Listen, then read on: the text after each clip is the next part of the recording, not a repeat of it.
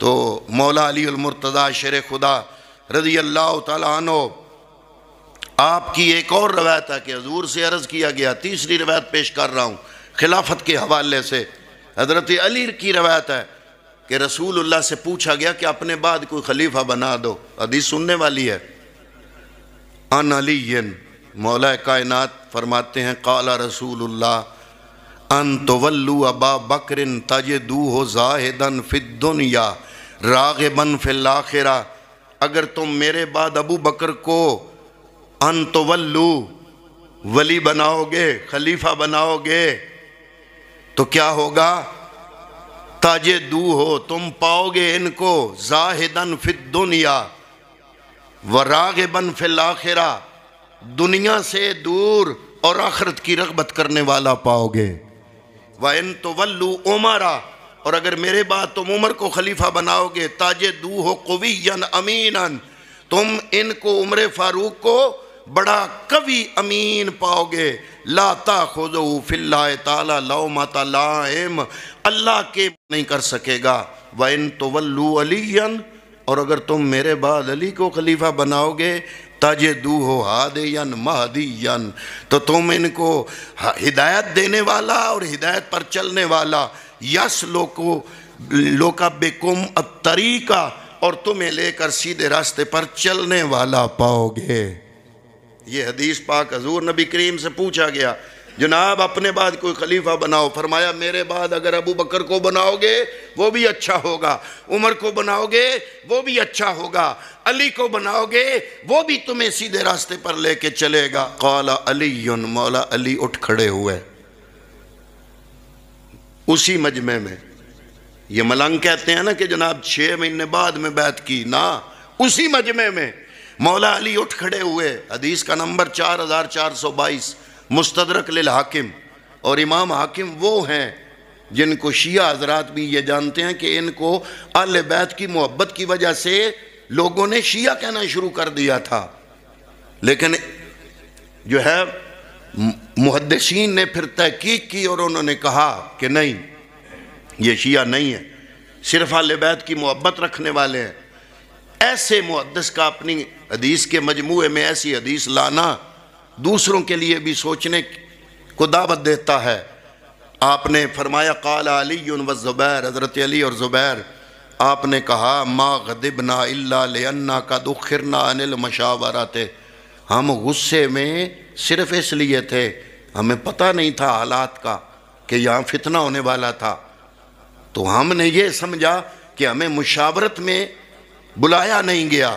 لیکن وَإِنَّا نَرَا أَبَا بَكْرٍ أَحَقَّ النَّاسِ بِهَا بَعْدَ رَسُولِ اللَّهِ، مولا علی فرماتے ہیں اس وجہ سے نہیں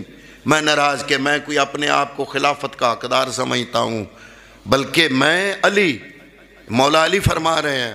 ابو بکر کو تمام لوگوں میں سے رسول اللہ کے بعد رسول اللہ کا خلیفہ، اس کا مستحق میں علی سمجھتا ہوں۔ اِنَّهُ لِصَاحِبِ الْغَارِ، مولا علی فرما رہے ہیں میں اس لیے سمجھتا ہوں کہ ابو بکر صدیق صاحب غار ہیں، وَثَانِ یَثْنَیْن، اور ثانی یثنین ہے، وَإِنَّا لَنَعْلَمُ بِشَرْفِهِ وَكِبَرِهِ،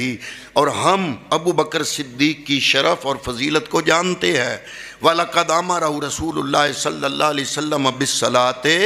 بِالنَّاسِ وَهُوَ حَيٌّ، مولا علی فرما رہے ہیں کہ جب رسول اللہ نے ابو بکر کو اپنے مصلی پہ کھڑا کیا تھا تو میرے نبی محمد عربی زندہ تھے۔ یہ کون کہہ رہا ہے؟ مولا حضرات محترم، یہ تیسری روایت آپ کی خدمت میں پیش کی ہے۔ ان روایات سے کیا پتہ چلتا ہے کہ مولا کائنات مولا علی المرتضیٰ نے اپنی رغبت سے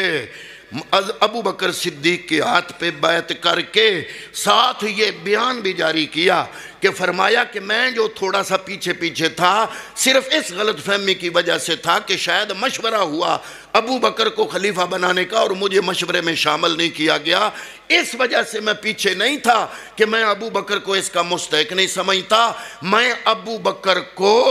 پیغمبر کے بعد سب سے زیادہ خلافت کا مستحق سمجھتا ہوں، اس لیے کہ مصطفیٰ کریم نے جب ابو بکر کو مسلح دیا تھا تو حضور نبی کریم ظاہری حیات طیبہ میں موجود تھے۔ ابو سفیان جو کہ اسلام کے خلاف اس وقت سے سازشیں کرتا رہا جب مسلمان مکے میں تھے، پھر بدر میں بھی لڑا، پھر احد میں بھی لڑا۔ ابو سفیان فتح مکہ کے بعد مسلمان ہوا، تو جب اس نے دیکھا کہ ابو بکر صدیق مسلمانوں کے خلیفہ بنے ہیں تو ابو سفیان نے پیغام بھیجا مولا علی کو، مولا علی کو پیغام بھیجا اور اس نے کہا کہ ابو بکر صدیق کا خاندان کمزور ہے، آپ بنی ہاشم سے ہو، اگر آپ خلافت قبول کرو تو میں تمہاری مدد کروں گا۔ لوگ کئی ملنگ کہتے ہیں نا کہ اس وقت علی کے پاس طاقت نہیں تھی۔ ابو سفیان نے کہا میں، یہ لفظ ہیں ابو سفیان کے، میں مدینے کی وادی کو پیدلوں سے سواروں سے بھر دوں گا اگر تم خلافت کا اعلان کرو۔ علی کو کہا ابو بکر کا خاندان کمزور ہے۔ مولا علی نے جواب کیا دیا؟ مولا علی نے فرمایا لولا ان رائینا ابا بکر اہلا لما ترکنا ہو۔ مولا علی المرتضی شیر خدا نے فرمایا اے ابو سفیان، تو اسلام لانے سے پہلے بھی